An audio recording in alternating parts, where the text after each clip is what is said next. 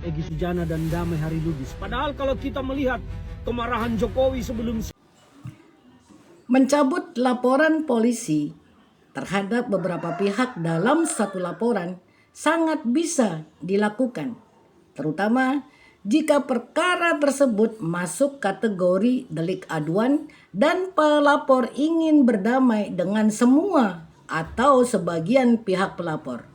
Dan pencabutan harus diajukan secara tertulis sebelum penyidikan atau persidangan usai dengan alasan damai atau kekeliruan serta didukung surat pernyataan. Selamat sore, saya Ngurah Erlin Punarbawu dari Kubu Tambahan Buleleng Bali. Ferdinand Huta Hayan, mantan kader Partai Demokrat yang pernah duduk di tim advokasi dan hukum Partai Demokrat periode 2015 hingga 2020. Dan pada saat ini duduk sebagai kader Partai Demokrasi Indonesia Perjuangan yang pada pemilu legislatif 2024 lalu maju sebagai calon anggota legislatif dari Partai Demokrasi Indonesia Perjuangan lalu gagal. Apakah faktor kegagalan lolos ke Senayan menjadikan banyak sekali kader-kader PDI Perjuangan yang kemudian secara vulgar menunjukkan kebencian, memberikan narasi-narasi yang justru mempertontonkan betapa kopongnya logika, betapa kopongnya otak dan isi kepalanya. Sebut saja Ferdinand Huta Hayan, caleg gagal Partai Demokrasi Indonesia Perjuangan pada pemilu legislatif 2024 lalu. Lalu ada Noviana Kurniati alias Novi Bule, caleg gagal calon anggota DPRD Kabupaten Cianjur. Lalu kemudian DJ Doni dan yang paling penting juru bicara Partai Demokrasi Indonesia Perjuangan Muhammad Guntur Romli yang gagal lolos ke Senayan sebagai calon anggota DPR RI dari Partai Demokrasi Indonesia Perjuangan yang maju dari Dapil Jawa Timur 3. Kegagalan menyebabkan kehilangan akal sehat dan kehilangan attitude. Kembali pada pernyataan Ferdinand Huta Hayan yang mempertanyakan mengapa Presiden ke-7 Republik Indonesia Bapak Insinyur Haji Joko Widodo mau melakukan atau mengajukan restoratif justice terutama kepada dua tersangka Egy Sujana dan Damai Hari Lubis. Pertanyaan saya, Anda pihak luar yang tidak ada dalam persepakatan, yang tidak ada dalam pertemuan antara Presiden ke-7 Republik Indonesia sebagai pihak pelapor dalam kasus pencemaran nama baik dengan dua tersangka yang hadir ke kediaman Presiden ke-7 Republik Indonesia Bapak Insinyur Haji Joko Widodo di Solo. Kenapa orang luar sok tahu dan seolah-olah paling tahu apa isi pertemuan dan pembicaraan di antara pelapor Presiden ke-7 Republik Indonesia dengan dua tersangka Damai Hari Lubis dan Egy Sujana? Ferdinand Huta Hayan, saya ingin mengatakan di sini, entah Anda menggunakan istilah restoratif justice parsial atau apalah, itu hak Anda, suka-suka mulut Anda mau membuat narasi Anda. Yang ingin saya ingatkan kepada Anda bahwa pencemaran nama baik merupakan delik aduan absolut dalam hukum Indonesia terbaru. Sekali lagi, kasus pencemaran nama baik merupakan delik aduan absolut dalam hukum Indonesia terbaru yang memberikan hak kepada pelapor untuk menentukan kelanjutan proses hukum. Dan berdasarkan revisi Undang-Undang Informasi dan Transaksi Elektronik Undang-Undang Nomor 1 Tahun 2024, kasus pencemaran nama baik ini dikategorikan sebagai delik aduan absolut, yang berarti aparat penegak hukum hanya dapat memproses kasus jika ada laporan langsung dari korban. Lalu apa hak-hak pelapor dan status hukum delik aduan tersebut? Penegak hukum, polisi atau jaksa tidak berwenang menangani kasus pencemaran nama baik tanpa adanya pengaduan dari korban secara langsung.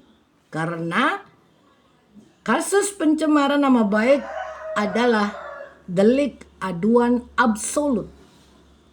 Subjek pelapor terbatas. Mahkamah Konstitusi melalui putusan nomor 105 PUU 22 tahun 2024 telah menegaskan bahwa pasal pencemaran nama baik dalam Undang-Undang Informasi dan Transaksi Elektronik hanya berlaku untuk individu atau perseorangan.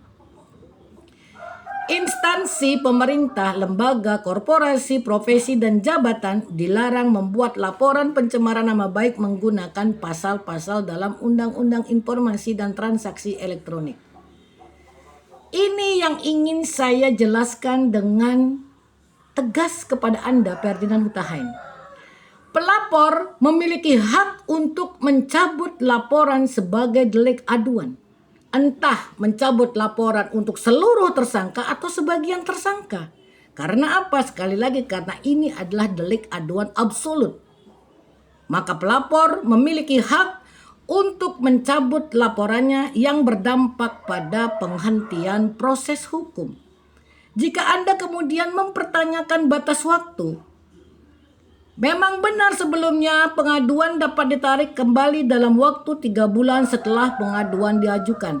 Namun Anda harus juga membaca pengecualian jurisprudensi sesuai dengan putusan Mahkamah Agung nomor 1600 K/PID 2009 memungkinkan pencabutan laporan melebihi batas waktu tersebut berdasarkan asas keadilan dan pemaafan. Jika penghentian perkara dianggap memberikan manfaat yang lebih besar daripada melanjutkan formalitas hukum. Akibat hukum, jika pihak pelapor mencabut laporannya, maka proses penuntutan terhadap tindak pidana tersebut harus dihentikan karena pengaduan merupakan syarat mutlak dalam delik aduan. Ketika Bapak Presiden ke-7 Republik Indonesia, Bapak Insinyur Haji Joko Widodo, memutuskan memberikan maaf lalu mencabut laporan terhadap 2 tersangka, dalam hal ini Egy Sujana dan Damai Harilubis. Mengapa pihak luar yang repot? Mengapa Anda yang sibuk koar-koar bermain narasi sok memahami hukum, tetapi kenyataannya Anda ngomong itu ibarat tong kosong nyaring bunyinya? Sekali lagi, pencemaran nama baik, kasus pencemaran nama baik dalam hukum Indonesia pada saat ini termasuk dalam delik aduan absolut. Dan pelapor memiliki hak untuk mencabut laporan untuk semua pihak terlapor atau tersangka atau sebagian. Itu hak mutlak daripada pelapor. Orang lain tidak berhak mengomentari, orang lain tidak berhak ikut campur. Lalu mengapa Anda yang tidak ada dalam proses pertemuan antara Presiden ke-7 Republik Indonesia Bapak Insinyur Haji Joko Widodo sebagai pihak pelapor dengan pihak 2 tersangka Egy Sujana dan Damai Harilubis beserta kuasa hukumnya yang hadir ke kediaman Presiden ke-7 Republik Indonesia Bapak Insinyur Haji Joko Widodo ikut ribut? Anda, Ferdinand Huta Hayan dan juga Refli Harun sama-sama ibarat burung beo. Akan tetapi ketika burung beo diajari bicara yang benar, burung beo akan jauh lebih pintar daripada Anda, Ferdinand Huta Hayan. Selamat sore. Saya Ngurah Erlin Punarbawa dari Kubu Tambahan, Buleleng, Bali.